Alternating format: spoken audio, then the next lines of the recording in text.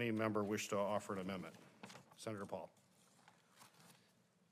Returning to the point for a moment of whether or not we have CBO scores on bills, on the Help Committee, chaired by fellow Democrat Bernie Sanders, he's been routinely refusing bills that aren't scored and delaying them and saying we got to have a score on it before we do. So I don't think there's a universally accepted dogma that we don't have CBO scores on bills. I think actually commonly we do.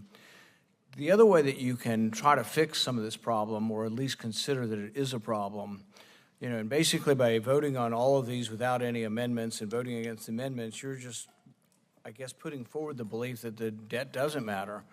I mean, we have $1 trillion debt. Now, a lot of it really goes towards $1 trillion debt annually or more, and a lot of it comes from the entitlements, Social Security, Medicare, Medicaid, food stamps, but all these other things that we add are just additional things. And really what we could do is we could say what my Amendment 2 would say, and that is that the language would specify that no additional funds are authorized to be appropriated.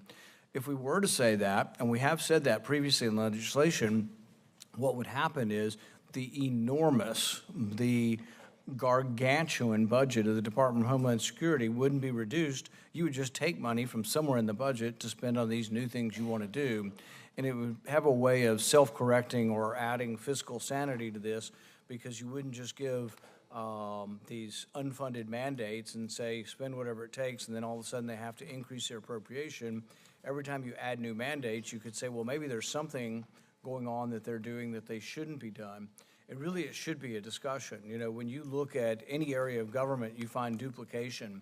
And I think if you looked here long enough, and let's say you were a business and you had, whatever the overall budget of Homeland Security is, you had, $15 billion, $20 billion, and you had only that to spend, what would you do? Would look through your budget and say, well, we could do better on the border and we need more people on the border. You'd say, well, maybe we could spend less sending agents over to Twitter to censor our speech. And maybe these weekly meetings with Twitter could be cut, and we could cut some money by bringing some of those agents into dealing with the border crisis. You could look more globally at the entire budget and say, well, maybe if our border is important, maybe we shouldn't be spending so damn much money on the Ukrainian border. If we can't even control our own border, why are we spending $100 billion in Ukraine? But we don't have those trade-offs because everything around here is just add, add, add.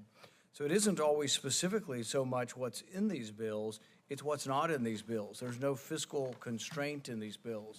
There's no understanding that we face this mountain of debt getting bigger and bigger, that the interest payments are growing so large in our debt that they're pushing and pushing and pushing and blocking out other expenditures.